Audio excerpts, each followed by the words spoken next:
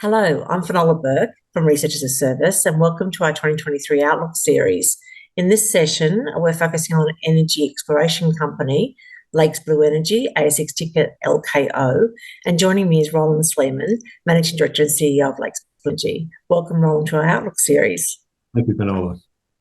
So 2022 delivered progress to your exploration portfolio, particularly in Victoria with the Enterprise North 1 gas well, and you're currently in the process of seeking access and approvals to drill this further. Could you talk about your expectations here and the timeline we can expect in 2023? Yeah, okay. Well, 2022 was, of course, an important year in that we are now allowed to carry out exploration onshore in Victoria. It was banned for 10 years or so, but it's now available. During the course of 2022, we identified the Enterprise North prospect, which, if it's as good as we think it is, it will be the biggest ever onshore gas discovery in Victoria. As you said, we are in the process of getting approvals to drill the Enterprise North 1 well. We've submitted applications. The well will be a deviated well drilled from private land, but targeting the formation under National Park. So we have submitted paperwork to get approvals to drill under the National Park, and we are also well advanced with stakeholder and landholder consultations and agreements. Our objective is to have approval to drill this well by around middle of 2023, so that the next 6 months are basically completing documentation, submitting it, working with the department to get approval, and aspiration is to be drilling in the second half of the year, as close to the middle of the year as possible. And for Lakes Blue Energy, my personal outlook is that this is going to be transformational. We hold 49% of the permit, along with Armour, which is Armour Energy's 51%. Historically, we've been operating it on behalf of Armour, but our roughly 50% interest will be a game changer for Lakes Blue Energy, and that's the aspiration we have. Well, that leads to our next question, Roland. What does a success case for Enterprise North 1 look like, and how quickly do you think it can be brought to market? Yeah, well, the good things about Enterprise North compared to many other sources of gas that this country is currently starting to look to. I mean, it's well known that gas is in short supply and the prices are high.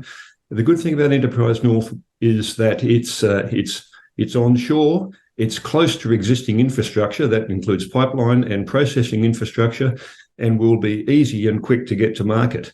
Unlike, so as I say, a lot of the other projects that people are starting to look to suffer from what I call deep, dirty, or distant, or all three of those things. They're in deep water, they're a long way away, or they're dirty gas. Our gas will be relatively cheap to get out of the ground, and we can get it out quickly. Now, you're also focusing on PPL 560 in the Cape Vogel Basin in Papua New Guinea, and have secured a partner to commence activity there. What progress can we expect to see over the next 6 to 12 months there, Roland? Okay, critical thing that's happened at the end of last year was that we collected rock and fluid samples. There's gas bubbling out of the ground at various places and oil seeping. So we've gathered those samples, and some of them have gone to France for analysis by Total Energies, our partner, and the other half of the samples we've got in Australia, and we'll be having a look at those ourselves. The objective is to do the studies and review all the historic information with a view to, by around the middle of 2023, hopefully committing to a 3D seismic program over the Buna prospect. That seismic program would be undertaken by Total at its cost. So that's the sort of the 2023 outlook, and that then leads into the following year where, if all goes to plan, there could be a drilling of a well on the Buna prospect. Great. And let's just address the elephant in the room. I mean, do you see any implications for Lakes Blue Energy from the gas price cap? Oh, look, I'm like anyone in the industry, that price cap is naive and misguided. However, just reflecting back to my comments earlier, our gas that we expect to bring out of the ground in Victoria, and not just from Enterprise North, but also from Wombat over in the Gippsland, it's all onshore, and we will be able to make a healthy profit, even if there is such a stupid thing as a cap at $12.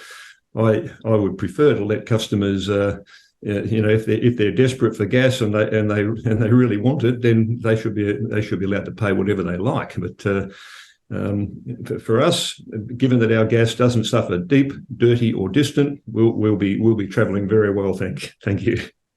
Well, Roland, thank you for joining me today to discuss the 2023 outlook for Blake's Blue Energy. I look forward to catching up with you through the course of the year. Thank you, Finola. An absolute pleasure. Thank you.